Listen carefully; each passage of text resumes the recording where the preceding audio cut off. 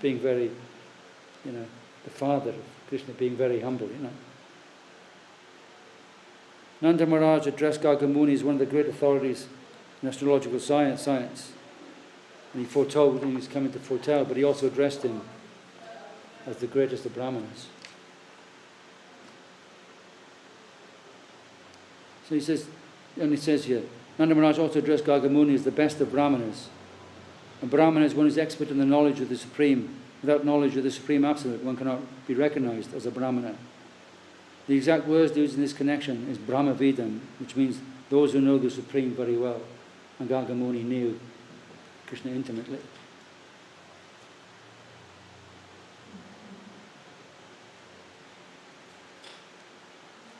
Nanda Maharaj happened to be a Vaishya. Jai. Jai Srila Bhakti Nirmala Acharya Maharaj ki Jai. Jai Srila Bhakti Sundari Viva Goswami Maharaj ki Jai. Jai the devotees ki Jai. So,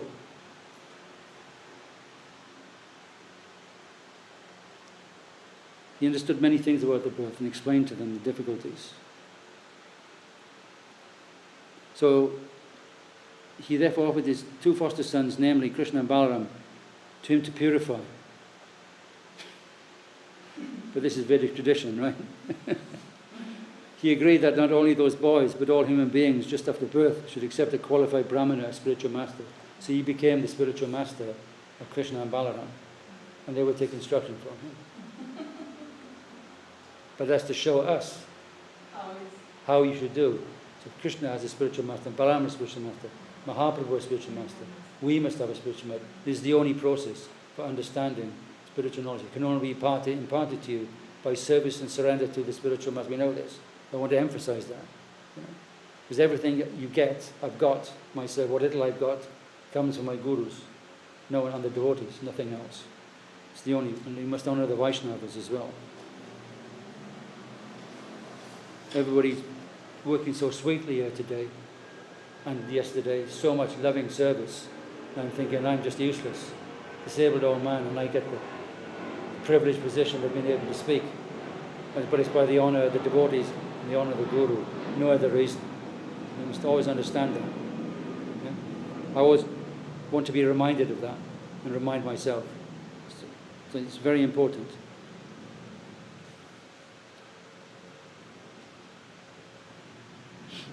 So, upon this quest, Gargamuni Vasudeva sent me to see the reformatory performances of these boys, especially Krishna's. I am their family priest, and incidentally it appears to me that Krishna is the son of Devaki. So he knows this. By his astrological calculation, Gargamuni could understand that Krishna was the son of Devaki, that he was being kept under the care of Nanda Maharaj, which Nanda did not know. Indirectly he said that Krishna as well as Balaram were both sons of Vasudeva. Balaram was known as the son of Vasudeva because his mother Rohini was present there. But Nanda Maharaj did not know about Krishna. Gargamuni indirectly disclosed the fact that Krishna was the son of Devaki, because he indirectly did it, because it was dangerous camsters hovering that we heard yesterday, covering in the background to cause trouble in Gokul, to finish Krishna. So he's must do it in a very disguised way. Gargamuni also warned Nanda Maharaj that if he would perform the reformatory ceremony, then Kamsa, who was naturally very sinful, would understand that Krishna was the son of Devaki and Vasudeva. According to astrological calculation, Devaki could not have a female child, although everyone thought that the 8th child of Devaki was female. In this way, Gargamuni intimated to Nanda Maharaj that the female child was born of Yashoda, and that Krishna was born of Devaki, and they were exchanged. He didn't know this at the time, because it was all done secretly. Vasudeva came, Mother Yashoda was asleep, child was, we know the whole sweet pastime, okay? It's amazing. All this way in which Krishna cleverly disguised them, fools Kamsa, that you cannot afford with we could never devise a plan like Krishna. It's impossible. But this is part of his plan. This is all arranged.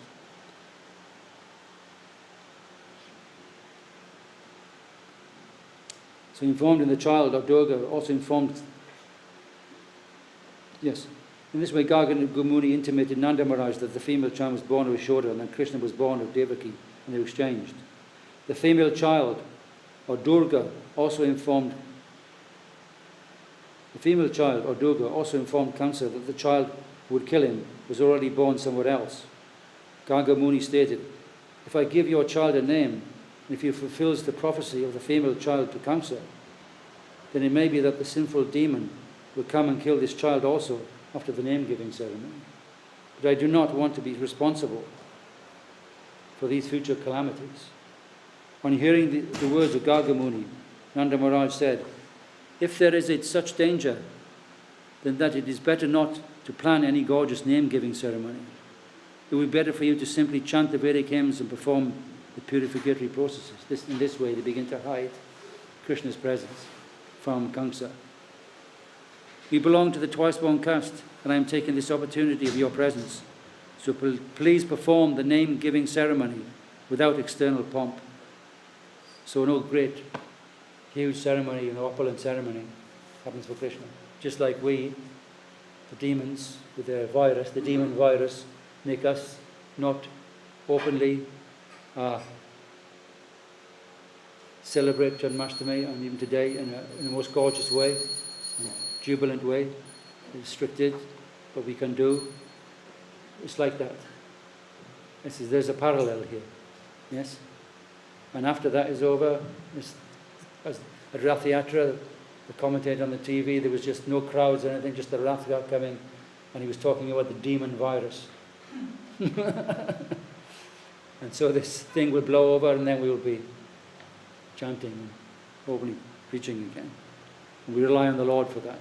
It's all happening by the will of the Lord.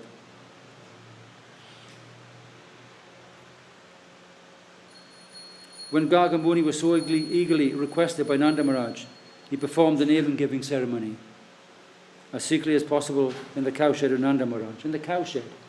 That's where he had to perform it, right? So we think we've got a problem with crosses on the floor and social distancing. This is what Krishna happened at his birth, in the cowshed.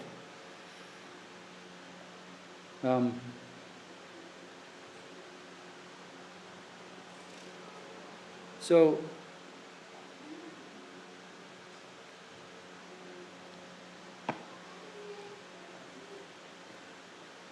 he informed Nanda Maharaj that Balaram, the son of Rohini, would be very pleasing to his family members also, and therefore would be called Rama. In future, he'd be extraordinarily strong and therefore called Balaram. This is how we come to know he's Balaram.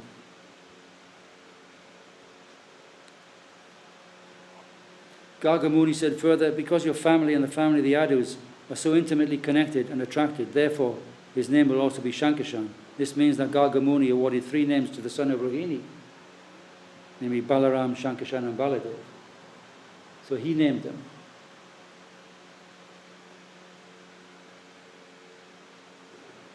But he carefully did not disclose the fact that Balaram also appeared in the womb of Devaki, was subsequently transferred to the womb of Rohini, because the Kamsa would have killed him as well. Krishna and Balaram are real brothers, being originally sons of Devaki. Okay? We also learned that, yes, but it's been repeated here. Gargamuni then informed Nanda Maharaj, as far as the other boy is concerned, this child has taken different bodily complexions in different yugas.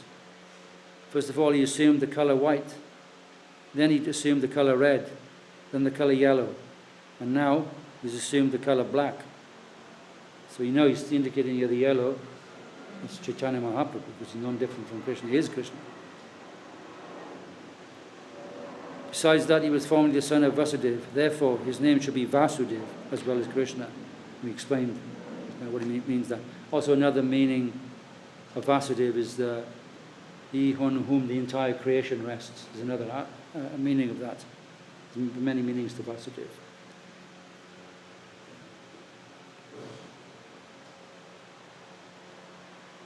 Some people will call him Krishna and some will call him Vasudeva. But one thing you must know, this son has had many, many other names and activities due to his different pastimes. Garga Muni gave Nanda Maharaj a further hint that his son will be called Giridhari because of his uncommon pastimes of lifting Govardhan hill. Since he could understand everything past and future, Garga Muni, I know everything about his activities and name, says Garga Muni. But others do not know. This child will be very pleasing to all the cowherd men and cows, being very popular in Vrindavan. He will be the cause of all good fortune for you. Because of his presence, you will overcome all kinds of material calamities, despite opposing elements. And it's the same for us. It's going on. By the grace of Guru, Vaishnava and Krishna, everything will be overcome. That's my faith. Garga Muni continues to say, my dear King of Raj, in his previous births, this child many times protected righteous persons from the hands of rogues and thieves whenever there was political disruption. Your child is so powerful that anyone who will become a devotee of your boy will never be troubled by enemies. Just as demigods are always protected by Lord Vishnu, so the devotees of your child will always be protected by Narayan, the Supreme Personality of Godhead. This child will grow in power, beauty, opulence, and everything on the level of Narayan, the Supreme Personality of Godhead. Therefore, I would advise you that you protect him very carefully so that he may grow without disturbance. Garga Muni further informed Nanda Maharaj that because he was a great devotee of Narayan, Lord Narayan gave his son who is equal to him. At the same time, he indicated, your son will be disturbed by so many demons, so be careful to protect him. In this way, Garga Muni convinced Nanda Maharaj that Narayan himself had become his son. But he couldn't take that in. I'll explain that in a minute. In various ways, he described the transcendental quality of his son, which we aren't going to have time to go into that. It's too much. We'll just one quote from one verse from the Vishnu Purana will quote, and then we'll talk about Swami Maharaj. Nanda Maharaj began to think of himself as the most fortunate person, and he was very satisfied to be benedicted in this way. So, who is Krishna? What is this? It's quoted in our Bhagavad Gita. It's from the Vishnu Purana. And it states, Ashvaryasya Samagrasya Virasya Yashasaha Sriyaha Jnana Varagyash Chaiva Shanam Bhaga Itigana. It's from the Vishnu Purana. It's from the 6th canto of the Vishnu Purana, the 5th chapter in text 47. This means, who is Krishna? He who is full with all the 6 opulences of wealth, power, fame, beauty, knowledge, renunciation, is known as Bhagavan, the Supreme Lord. He is everything. That is everything. Everything in the world you can think of in those categories, and the entire universe, that's all his. He's the owner of everything. Yeah? So, Nandotsav of Sri Nanda Maharaj Ki Jai. So now we'll speak about the glories of Swami Maharaj. And then we'll answer your questions. Thank you so much. There are two links here. One, where is this? Beacon Light or Srila Swami Maharaj Prabhupada. These two are Acharya Dev. Were they audios? No, they are text. Look. Text, okay. That's right, fine, yes, okay. So, Jai Srila Bhakti Nirmala Acharya Maharaj Ki Jai. So Srila Sharidev gave a talk on the 10th of March 2016, and we have great fortune to have it in text format. Here is the temple of Srila Vyas Srila Dev Goswami Maharaj, Srila A.C. Bhaktivedanta Swami Maharaj. In this Gandhi say Prabhupada also came here. When he was just starting the Chandrodaya Mandir, ISKCON temple in Mayapur, there was not a temple there. So before he could make the temple, he stayed here with Srila Sridhar Maharaj. For Srila Sridhar Maharaj, as well as my Guru, Srila B.S. Govinda Dev Goswami Maharaj, also stayed at A.C. Bhaktivedanta Swami Maharaj's house in Kolkata. After Prabhupada, Srila Bhaktisiddhanta Saraswati Thakur's disappearance, Srila Swami Maharaj went to Vrindavan. His name was Abhay Babu at that time. Later he took sannyas from Srila Keshav Maharaj. Srila Keshav Maharaj took same sannyas from Srila Sridhar Maharaj. In Vrindavan, Srila Swami Maharaj stayed in Radha Damodar temple. There he was translating Srimad Bhagavatam. Having lived there for about 10 years, he got some inspiration. He wanted to go to America by steamer, ship. The journey took him a very long time. On the way he had a stroke 3 times. When he arrived in America, he tried so hard to bring the Western people to Krishna consciousness. He would tell and describe everything that happened there to Srila Dev Goswami Maharaj, who was the founder, Acharya of the Chaitanya Saraswati Math. He made so many disciples and followers in foreign countries. After his visits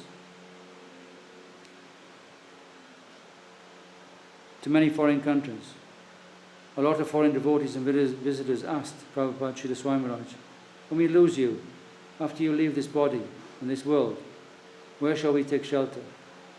Srila Swami Maharaj told them, I have a Shiksha Guru in India. His name is Sridhar Dev Goswami Maharaj. After my disappearance, after I leave my body, you can take his shelter. So, it gives some understanding of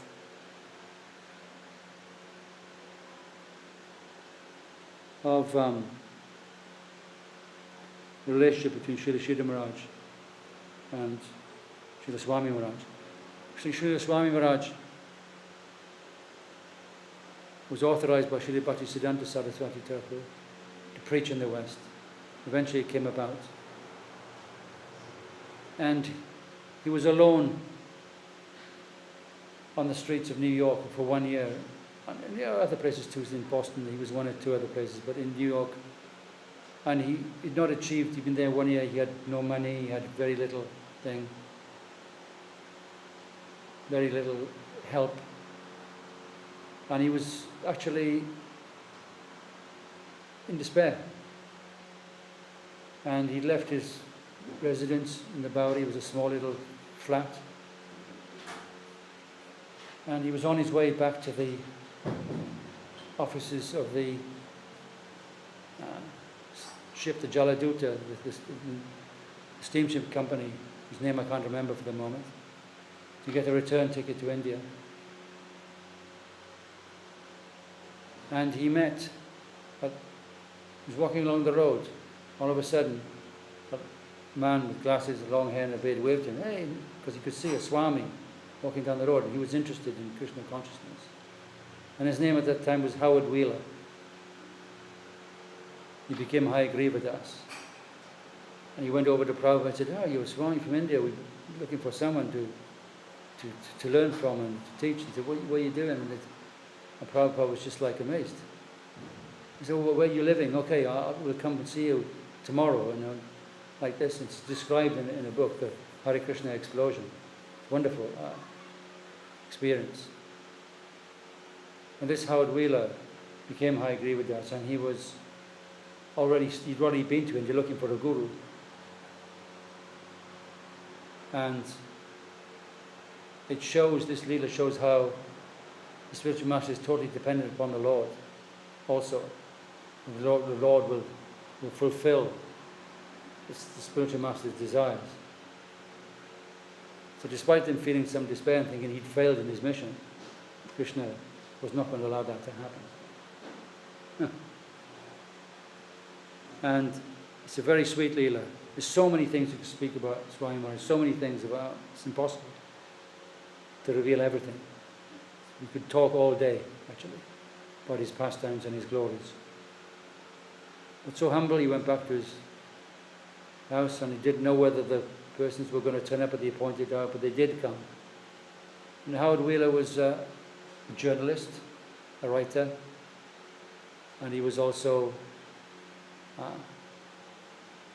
understood something about Vedanta, Indian scriptures, or had knowledge, knew something. And it all went from there. And he engaged, I agree with Prabhupada, to type out his manuscripts. He had the Srimad Bhagavatam. And can you type out these few manuscripts, and I want to get them published? I said, oh sure, I'll do that. He got to win his typewriter. He says, have you got any more? Oh yes, says Prabhupada, I've got more. And he takes a cloth and uncovers this pile of manuscripts, like so many, that he brought from India in huge trunks. And that's how it started. We got the books of His Divine Grace.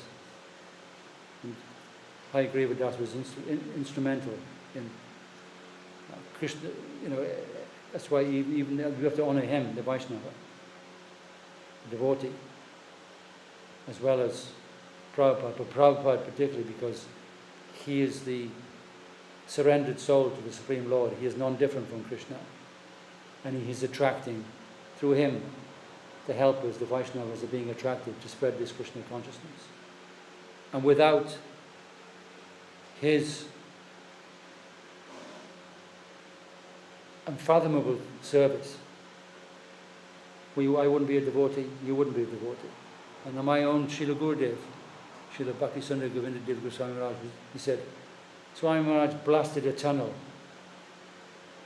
through the Western ego, through which I could follow and preach also. And it was mentioned by Srila Acharya Maharaj that they would discuss everything. He would tell Srila Sridhar Maharaj about everything that he was doing in the West. In fact, he came to stay in our Sri Chaitanya Saraswati Mat, and a special room was made for him on the roof above the Nap Mandir. It was also Govinda Maharaj's room, but it was Swami Maharaj would stay there. And so they could easily communicate without being, so they could plan things and discuss things. A walkway was built between Srila Sridhar Maharaj's veranda on the top of the mandir where Srila Swami Maharaj would stay. It was also Govinda Maharaj's room. And they would walk secretly and come back and forth. Also, Srila Govinda Maharaj could easily come because he was the main servant of Srila Maharaj. Okay? So that's how important it was. There's a complete intimate link between Srila Sridhar Maharaj, Srila Swami Maharaj, and Srila Govinda Maharaj. When Srila Govinda Maharaj first came to Chaitanya Saraswati Mat in 1947, shortly after that, he would send Srila Govinda Maharaj to serve Srila Prabhupada, Srila A.C. Bhaktivedanta Swami Prabhupada, in Kolkata in Semna, Sita Kanta Banerjee Lane, still there, the house. It was then known as Sri Chaitanya Saraswati Seva Ashram. It was just 2 rooms on top of his house, which he offered to Srila Sridhar Maharaj. And there they would store Bhakti Godhead. They printed Bhakti Godhead magazine, and they were the first. My Gurudev was the first distributor of it. Swami Maharaj taught the Bhagavad Gita. My Srila Gurudev also helped him understand Sanskrit. And so there's this intimate relation with. When Srila Sridhar Maharaj would come, they would spend hours and hours there also in Kolkata discussing spiritual topics, enlightening themselves, delighting themselves in the pastimes of Gauranga and Krishna.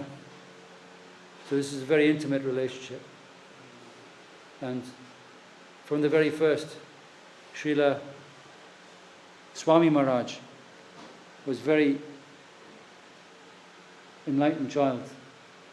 He had Jagannath deities, and at the age of 5, until the age of about 9, he would organize a Rath Yatra with his Jagannath deities every year in the local area of Calcutta where he lived. Amazing. Okay?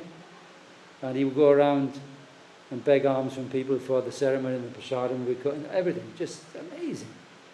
It shows how spiritually enlightened he was. And he describes somewhere when the sad day when he had to put his deities to rest, how hurtful it was for him because he had to do his preaching. He had to go away.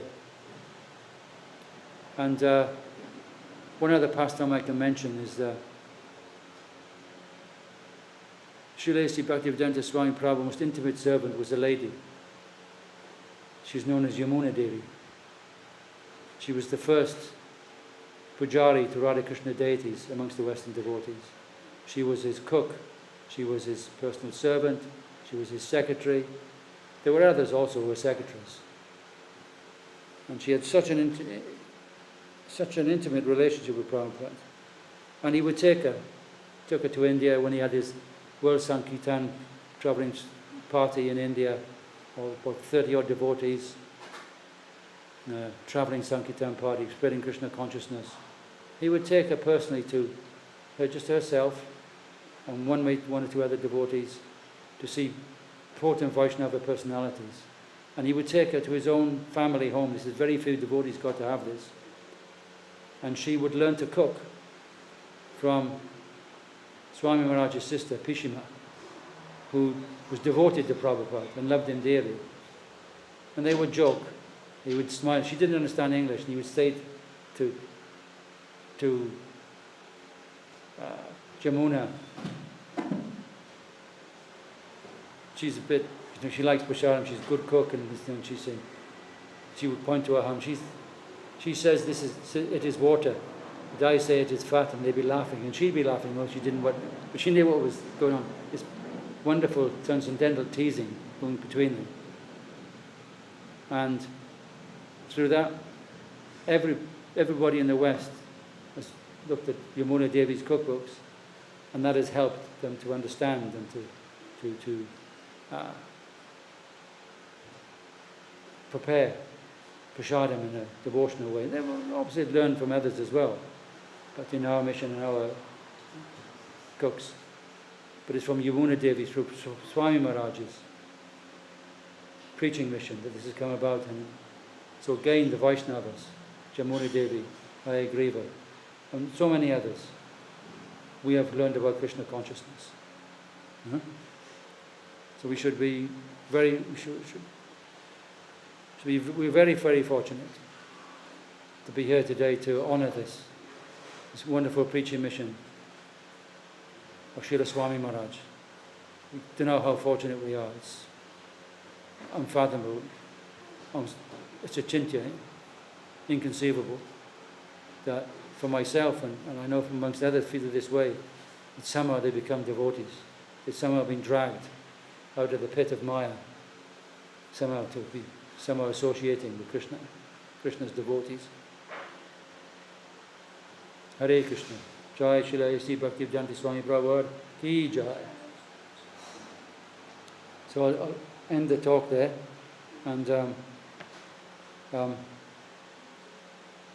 we'll sing Hriya Raya Nama Krishna Yadavaya Namaha, end the class, and then we'll do the offering to Prabhupada.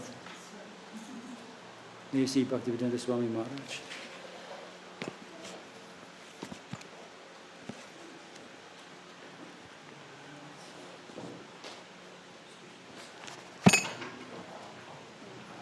Page 60 in the book.